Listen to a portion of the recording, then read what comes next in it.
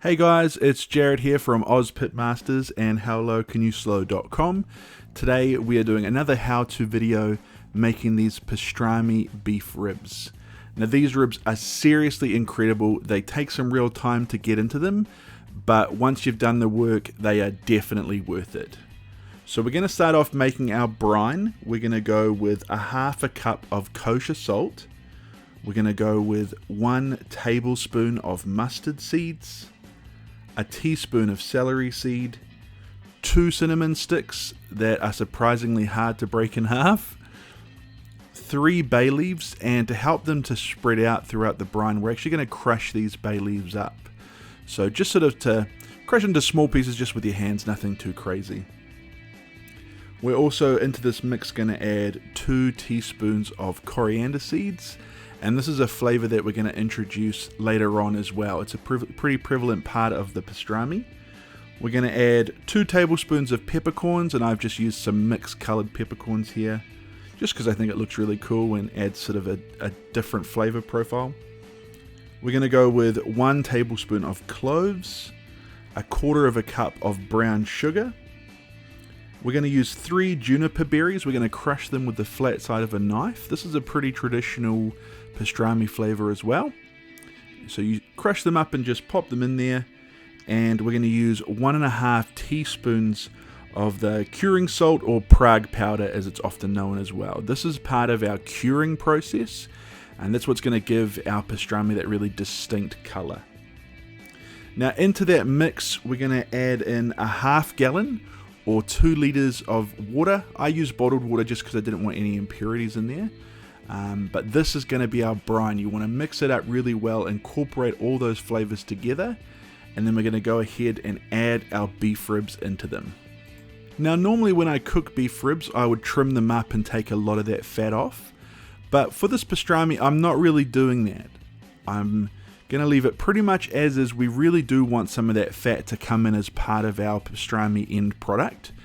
So we're just going to trim them up, anything excess that we know will burn off later. But we are just going to pop them mostly the way they are into our brine liquid, and we're going to leave it there for 10 days. Now if you have trouble with your beef ribs floating, you can just put a plate on top, like a small plate, just to help push those beef ribs down. And you want to, every day or every other day, you want to just move them around, just to make sure that that brine is incorporating well. 10 days later we pull them out, and they look pretty anemic, to be honest, but they are really packed with that flavor. So they've been sitting in there for 10 days. We've moved them around every couple of days to make sure that that flavor and that brine incorporates well. And we bring them out now. You can see we've still got lots of fat on there, which is going to be fantastic for later. And we're just going to get them ready now to put our rub on top. So we're going to pat them dry, wash them down with water to get any of the excess salt off.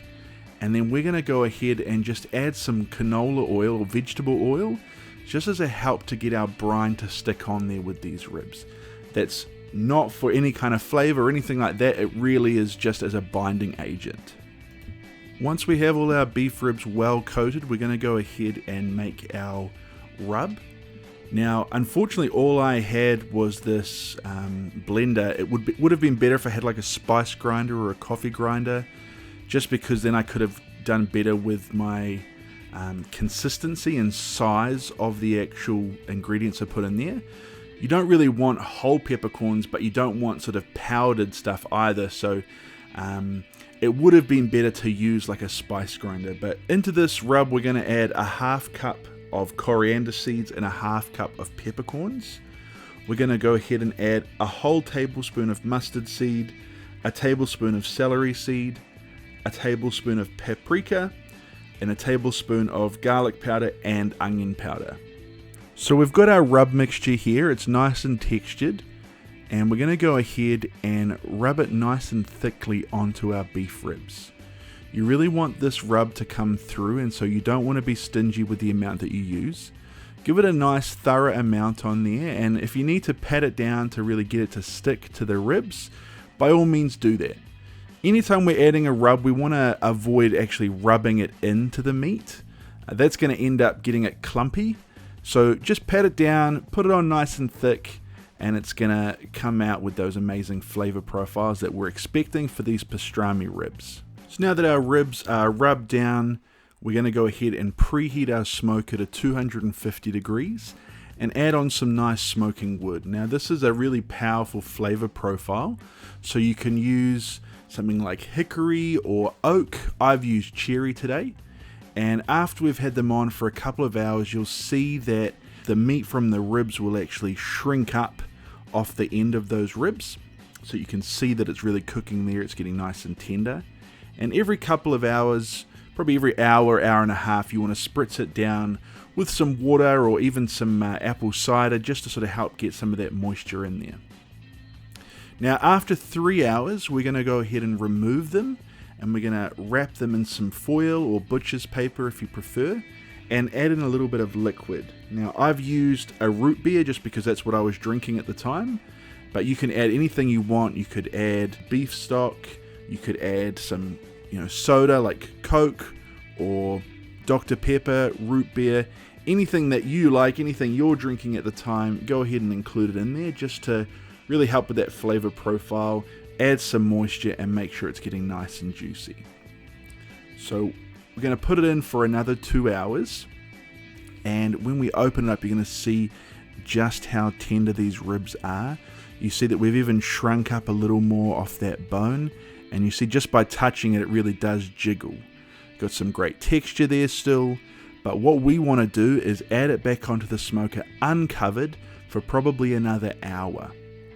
Now with these ribs, it's hard to know because we're not going to be able to fit a temperature probe in there, so you really want to go until they're tender to the touch. Once you've decided that your ribs are tender enough, you're going to go ahead and pull them off. You want to just make sure that they're all as tender as you like. Depending on where they are, depending on the unique rib itself, they can have a little bit of difference. And just to sort of really help with that process of making them juicy and tender, we are going to wrap them up for probably 20 minutes. I'm just going to tent it now in foil to make sure those juices stay there, help those muscles in that meat relax, and then you can see just how tender it is when we give it a little bit of a push. This is some super tender beef. It's packed with flavor. There's lots of textures. It's fatty, it's salty, it's everything you want. You can go ahead and slice some, which is really good for sandwiches. You can do pretty much anything you want with it. I like it straight, but as a Reuben with some sauerkraut, they are fantastic. And these ribs are so tender, you can literally cut through that with a spoon. And that is testament to our brining process. It's introducing the moisture during our wrapping process, and it's the low and slow cook that we've got for this pastrami. You can see that fantastic color, that fantastic texture. It really is one of the greatest things I've cooked anytime recently.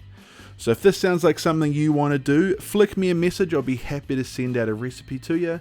You can follow us at ozpitmasters on Instagram, or check us out at howlowcanyouslow.com. But until then, smoke on.